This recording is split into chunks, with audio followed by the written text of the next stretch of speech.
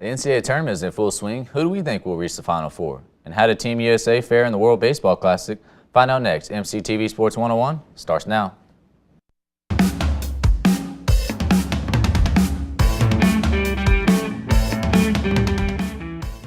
Hey there, sports fans. Welcome to MCTV Sports 101. I'm Kyle Stafford. And I'm Billy Ingle. Today we are joined by Abby Aldrich. Hey, Abby, how's it going? It's going good. Thank you guys for having Anytime. me. You know, I've gotten to do it with you a few times, but I've yet to host this with Billy, so. Yeah, this is our first time where we got the three-man team up here, so you know what? We'll see how it works out. We'll see. Should be a good show. The Sweet 16 is set after a great first weekend of action. Kyle, how was your bracket looking, and what stood out to you the most over the first weekend? Well, my bracket was busted, I think, like everyone else's, except for maybe Abby's. I was going to say, I was 30 out of 32 teams that first round, so I was impressed with myself. I probably wasn't close to that. I don't know about you, Billy. Yeah, you know what? I had a sad pick in Maryland reaching the final, so as soon as they lost out in the first round, I basically went down the hayway. So, but other than that, I think it was a great first weekend of action. There were a lot of exciting games, a lot of unexpected games. Not a lot of upsets like you were expecting. It was kind of disappointing. I don't know about y'all. I thought it was disappointing compared to other tournaments. I mean, for the most of the book, everything was by the book. And all even the games, upsets weren't upsets. Yeah, like, there were Middle Tennessee State over Minnesota. 8 and 9, 7 and 5. Exactly. They weren't anything crazy. SMU losing by literally 1 point. Yeah, give the ball to your best bracket. player. I didn't understand that. But also, I'll give a little credit to USC. They fought their way into the tournament with their play-in win. A lot of come from behind wins. Exactly. Yeah. So their backs have been against the wall for basically the majority of this tournament, or their tournament. And so, what I was really interested in, and I predicted, but not very many people did, is the Wisconsin upset over Villanova. I didn't predict that. That 8 seed beating the 1, and that was one of the few good picks that I had in my bracket. Yeah. And personally, I didn't see that it happened so easily. I had Villanova winning, so mine was busted right then and there. But I thought the best game of opening weekend was Oklahoma State and Michigan. Those teams went back and forth. Michigan made 11 threes in the second half, shooting 55% from three for the game. That was just an amazing win for them. Jawan Evans put on a show with 23 points, 7 boards, 12 assists, and then Derek Walton countered with 26 points, 11 assists, 5 rebounds. And then tough for Oklahoma State, Brad Underwood leaves literally the next day.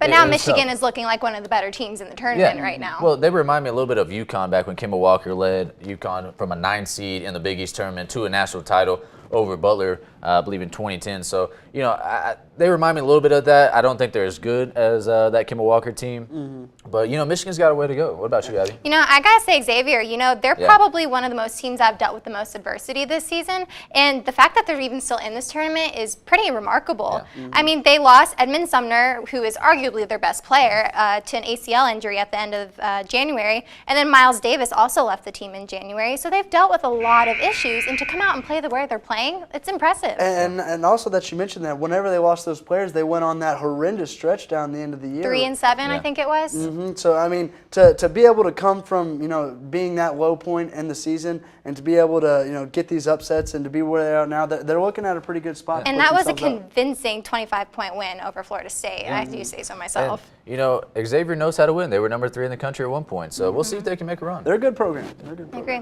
With the Sweet 16 scheduled to start today, Billy, which games are you looking forward to most, and which teams will reach the Final Four? So the games that I'm looking forward to the most, I'd say, there's the flashy one that I know everyone catches out, the UCLA Kentucky game, the rematch. That's going to be a good one. One that I'm really interested in is the Gonzaga West Virginia game. Because right now, Gonzaga's obviously been the number 1 seed. They've been shown that the reasons why they are the number 1 seed. But this West Virginia team has come out during this tournament and really played, elevated their game to a higher level. Gonzaga isn't going to be able to see anything like what they're going to be whenever they face the Mountaineers. Mm-hmm. So their defense is some of the best in the country. And when Javon Carter is shooting well and the rest of that team is shooting well, West Virginia, they're a hard team to beat. Yeah, they are. And Bob Huggins, I didn't pick this team to go very far. I thought they'd lose to Notre Dame because this team didn't really impress me during Big 12 play. Yeah, same. And their defense has stepped up. And I just think West Virginia right now, they're a popular pick. I don't know how much farther they're going to go, but I think they have a way to slow down Gonzaga. Gonzaga has more size than West Virginia, but I don't know if they're going to have the speed to keep up with West Virginia. Right. But the game I'm looking forward to, Kansas and Purdue. that's an interesting matchup. Kansas doesn't really have much depth on the front line, and Purdue, of course, has Caleb Swanigan. One of the best players. Yeah, exactly. One of the best players in the country. I mean, he's averaging around 18 points per game in the tournament and 13 rebounds. So I want to see that matchup between Landon Lucas and him. Landon Lucas, if he doesn't get in foul trouble, it should be an interesting game. But I think Kansas has a slight edge. There's a guy named Josh Jackson. I don't know if you've heard of him. And the game's in Kansas City. Exactly. So. And another thing about Kansas is, and where Purdue has the ability to beat them up down low and, get those boards, we forget, and a lot of people don't know, that Kansas has two of the best rebounding guards in the country in Frank Mason and Josh Jackson. They just behind Landon Lucas, they lead the team in rebounds. So that's another thing to watch. Frank Mason plays great defense as well. So Plus, it's not hard to not like Kansas after the way they played last weekend. Well, as a Tech fan, it's hard to like Kansas. But in general, I do like watching him. Josh Jackson is he's something special to watch. Exactly. So who we got in our Final Fours here? I got to go with Wisconsin. You guys know me. I'm a Wisconsin girl, so I didn't pick them to beat Villanova, but I got to go with them this time. So I have Wisconsin. I picked Arizona to win it all, and I'm going to stick with it. They haven't given me anything to not pick them. So, and then I had Duke in my Final Four, unfortunately, so that kind of screwed me over a little bit. But I also have North Carolina and Kansas.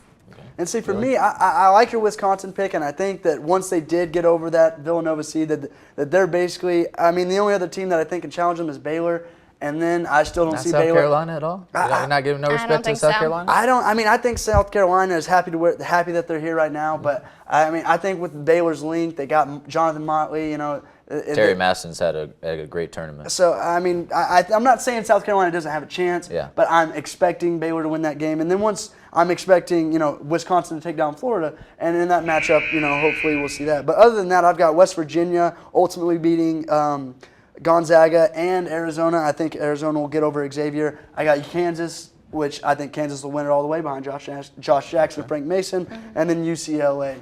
All right, well, I'm going to go. I have Wisconsin. I think I like South Carolina to play close with them. I like Sandorius Thornwell. He's averaging 26.5 in the tournament. I'm going to go with Wisconsin versus Arizona and Kansas versus Butler. I'm going to go with the upset over UNC.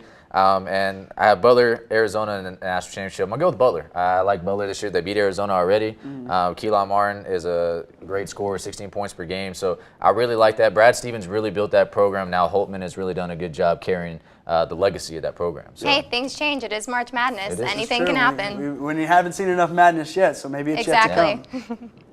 Behind a strong start from Marcus Stroman, Team USA routed Puerto Rico 8-0 in the World Baseball Classic Final to capture their first ever title. Kyle, how impressive was this run by the U.S.?